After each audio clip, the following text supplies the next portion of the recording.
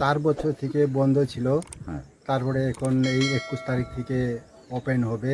হ্যাঁ। তো এই ক্ষেত্রে আমি বলতে চাই কি খুব ভালো হয়েছে এটা। ফরেস্ট ডিপার্টমেন্ট, রাজ্য সরকার আর আমাদের মুখ্যমন্ত্রী, এনাদের জন্য আমি ধন্যবাদ জানাই।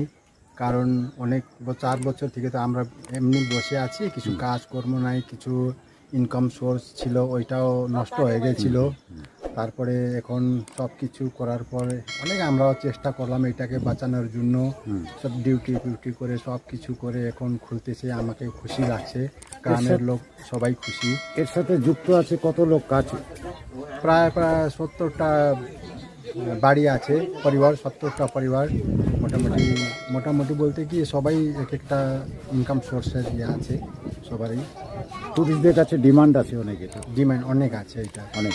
যখন বন্ধ ছিল ডিমান্ড ছিল, সবাই ফোন করতো অমৃতদা কবে খুলবে, এটা কি হয়েছে, কেন বন্ধ হয়েছে এসব বলতেন।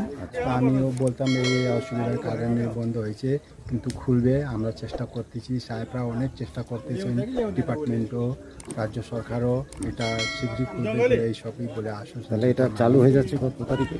এটা চালু হচ্ছে 21 তারিখ থেকে চালু। টুরিস্টরা আসতে পারে? হ্যাঁ, টুরিস্টরা আসবে, মোটামুটি সব কিছুই কমপ্লিট হয়ে গেছে। এই জায়গাটার নাম কি? জায়গাটা না আগে তো ছিল চাপড়ামারি ওয়াইল্ডলাইফ ক্যাম্প, তো এখন পানি ঝোড়া ওয়াইল্ডলাইফ ইকো ট্যুরিজম। আচ্ছা, আপনার নাম কি? আমার নাম অমৃত ছেত্রী, পানি ঝোড়া ফরেস্ট বস্তি। আপনি কি দায়িত্বে আছেন এখানে? আমি এখন এখানে ইনচার্জ হিসাবে আছি, তারপরে বিএফএমসি কমিটির সেক্রেটারিও আছি।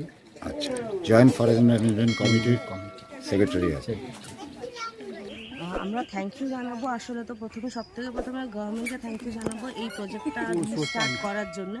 আমরা সবাই জানি কোভিডে মানে আপনার ক্যাম্পটা বন্ধ হয়ে গেছিলো, কিন্তু এখন আবার নতুন করে এটা স্টার্ট হচ্ছে। এটা ট্যুরিস্টদের জন্য যতটা একটা আনন্দের বিষয়, ততটাই আমরা খুশি এই কারণে যে ফরেস্ট ভিলেজার্সরা আবার একটা মানে নতুন করে কাজের সুযোগ পেয়ে উঠবে। আর ফরেস্টের সাথে গ্রামবাসীদের যে রিলেশনশিপটা, এটা অনেক সময় কনফ্লিক্টের বিষয়ও হয়ে ওঠে। বাট এইরকম প্রজেক্ট যখন আসে, তখন ফরেস্টের সাথে ভিলেজার্সদের একটা রিলেশনশিপ, একটা সুন্দর স্বাস্থ্য রিলেশনশিপ ডেভেলপ হয়। সেখানে ওদের ইনকামের একটা সোর্স তৈরি হয়, প্লাস সেইখানে ওরা একটা লাইভলিহুড যেটা ওদের তৈরি হবে, সেটাও মানে খুব সুন্দরভাবে যে ট্যুরিস্টরা আসবে তারা জানতে পারে। এটা কম করে হলেও 70+ আমরা শুনলাম ভিলেজার্সরা ওখানে এমপ্লয়েড থাকবে, ওখানে কাজের সুযোগ সুবিধা পাচ্ছে। তাছাড়াও এইটা প্রজেক্টটা স্টার্ট হওয়ার একটা অনেক মানে আমরা এই জন্য অনেক বেশি আনন্দিত যে এটা একদম চাপড়ামারির পাশে, এবং যে ট্যুরিস্টরা ওখানে আসবেন তাদের জন্য ফরেস্টকে অনেক ক্লোজলি অবজার্ভ